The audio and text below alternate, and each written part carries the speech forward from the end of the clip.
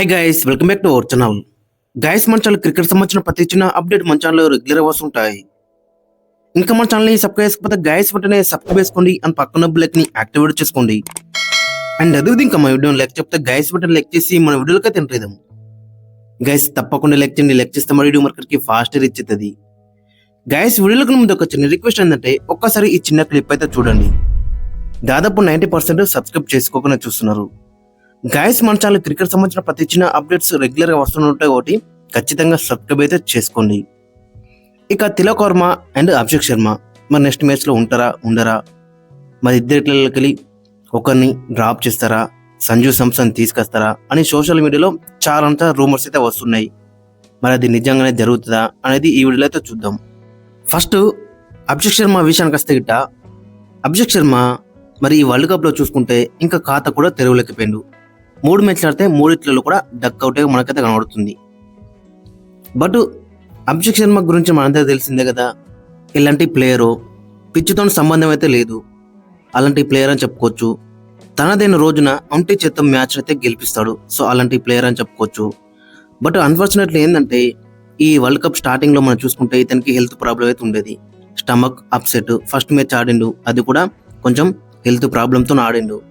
But అక్కడ runs అయితే కొట్టలేడు. ఇక సెకండ్ మ్యాచ్ డ్రాప్ అయిండు, థర్డ్ మ్యాచ్ లో అయితే ఆడిండు, అక్కడ కూడా రన్స్ అయితే కొట్టలేడు. బట్ ఓవరాల్ చూసుకుంటే ఈ వరల్డ్ కప్ లో తనకి కొంచెం హెల్త్ పరంగా ఇష్యూస్ అయితే ఉన్నాయని చెప్పుకోవచ్చు. బట్ అదన్నీ ఇప్పుడు కవర్ అయినాయని చెప్పుకోవచ్చు. సో కాబట్టి ఈ సూపర్ 8 లో ఫస్ట్ మ్యాచ్ కాంచాలి ఇతని దగ్గర మంచి రన్స్ అయితే ఎక్స్పెక్ట్ చేస్తున్నాం. బట్ చాలా మంది అంటున్నారు మరి వరుసగా 3 డక్స్ ఉన్నాయి, మరి ఇతన్ని డ్రాప్ చేసి సంజు శాంసన్ తీసుకొస్తే బెటర్ అయితే ఉంటుందని. మరి సంజు శాంసన్ ఫెయిల్ అయితే మరి ఇంకొకరు ఎవరిని తీసుకొస్తారు? వైభవ్ సూర్యవంశీని తీసుకొస్తారా, లేదు మళ్ళీ శుభన్ గిల్ని తీసుకొస్తారా, మరి ఎవరిని తీసుకొస్తారు? సో కాబట్టి అభిషేక్ శర్మ మంచి ఫామ్లో అవుతున్నాడు. గత సిరీస్లో మనం చూసినాం కదా, న్యూజిలాండ్కి ఎగెనిస్ట్గా అక్కడ కూడా డక్స్ వచ్చినాయి. బట్ తన యూజువల్లీ అప్రోచ్ ఏంటంటే బాల్ 1 కంచెలు అయితే ఓడతాడు. అది మనందరికి తెలిసిందే. కొట్టినప్పుడు అందరూ మనం చప్పట్లు అయితే ఓడతాం, అదే అవుట్ అయినప్పుడు అందరూ విమర్శలు అయితే చేస్తారు. గత ఏషియా కప్ లో చూసినాం కదా, మరి ప్లేయర్ ఆఫ్ ది సిరీస్ అయితే గెలుచుకున్నాడు. ఆల్మోస్ట్ 200 స్ట్రైక్ రేట్ తోని మనోడు 314 రన్స్ అయితే స్కోర్ చేసిండు.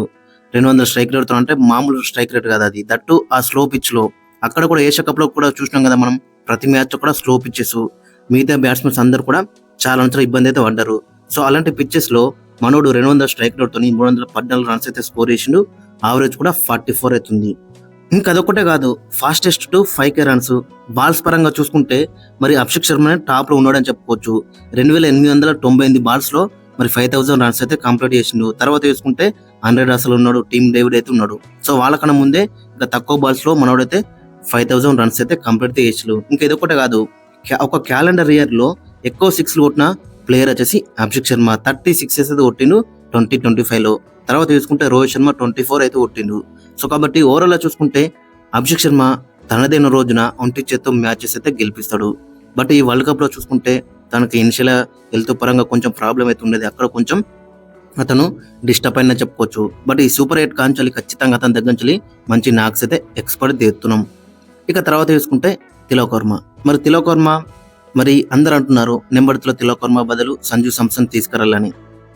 ఓవరాల్ చూసుకుంటే తిలక్ వర్మ స్కోర్స్ వచ్చేసి ఫస్ట్ 3 మ్యాచ్లో 25 కొట్టిండు. ఇక తర్వాత మ్యాచ్ లో చూసుకుంటే 31 రన్స్ అయితే స్కోర్ చేసిండు. మొత్తం 106 రన్స్ అయితే స్కోర్ చేసిండు. స్ట్రైక్ రేట్ చూసుకుంటే 120 ఉందని చెప్పుకోవచ్చు. రన్స్ పరంగా చూసుకుంటే డీసెంట్ రన్స్ అని చెప్పుకోవచ్చు.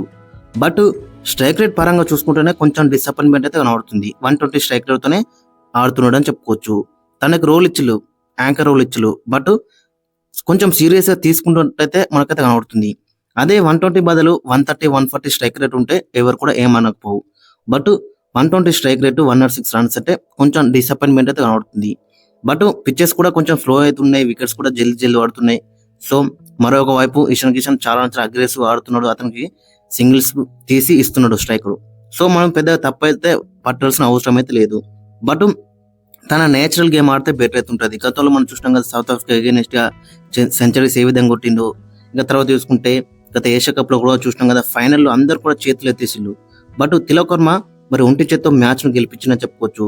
సో అక్కడ మెయిన్ గా చూసుకుంటే చాలా డిసప్పాయింట్మెంట్ అయితే కనబడేది. 146 స్టేజ్ లో మరి అందరు కూడా చేతులు ఎత్తేసిళ్ళు. బట్ అక్కడ చూసుకుంటే తిలక్ వర్మ లాస్ట్ అక్కడ మ్యాచ్ అయితే గెలిపించిండు.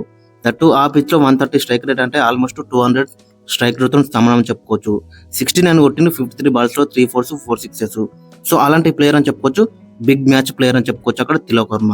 సో అదొకటే కాదు, ఇంకా 2025లో చీపక్లో మీకు అందరికి గుర్తుంటే చీపక్లో ఇంగ్లాండ్కి ఎగనెస్ట్గా ఇంగ్లాండ్ ఫస్ట్ బ్యాటింగ్ వేసి 165 రన్స్ అయితే స్కోర్ చేసింది. మన టీంలోకి 166 రన్స్ అయితే కావాలి. అక్కడ కూడా అందరు చేతులు ఎత్తేసారు. బట్ తిలక్ వర్మ లాస్ట్ రాకుండి 72 రన్స్ కొట్టిండు 55 బాల్స్లో. సో ఆ మ్యాచ్ కూడా గెలిపించిండు. ఇంకా అదొకటే కాదు, చాలా మంచి మంచి నాక్స్ అయితే ఉన్నాయని చెప్పుకోవచ్చు. సో కాబట్టి ఖచ్చితంగా తిలక్ వర్మ కూడా ప్లేయింగ్ లెవెల్లో ఉండాలి.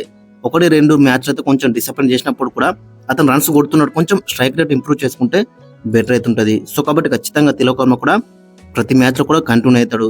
తనకు రోల్ ఇచ్చిలు అక్కడ కెప్టెన్ కోచ్ తనకి రోల్ ఇచ్చిలు, కొంచెం స్ట్రైక్ రేట్ అనేది ఇంప్రూవ్ చేసుకుంటే బెటర్ అవుతుంటుంది. ఇప్పుడు 120 స్ట్రైక్ రేట్ మీద ఆడుతున్నాడు కదా, అదే 135 150 దాకా తీసుకువెళ్తే బెటర్ అవుతుంటుంది. అదొకటి చేస్తే మాత్రం చాలా బెటర్ అవుతుంటుంది. గైస్ మరి మీరేమనుకున్నారో ఖచ్చితంగా కింద కామెంట్స్ అయితే మెన్షన్ చేయండి. మరి ఈ ప్లేయర్స్ ప్లేయింగ్ లెవెల్ ఉంటే బెటర్ ఉంటుందా, మరి వీళ్ళిద్దరి బదులు ఇంకా వేరే ప్లేయర్స్ ఎవరైనా వస్తే బెటర్ ఉంటుందా, సంజు శాంసన్ ఛాన్స్ అయితే బెటర్ ఉంటుందా అనేది ఖచ్చితంగా కింద కామెంట్స్ అయితే మెన్షన్ చేయండి.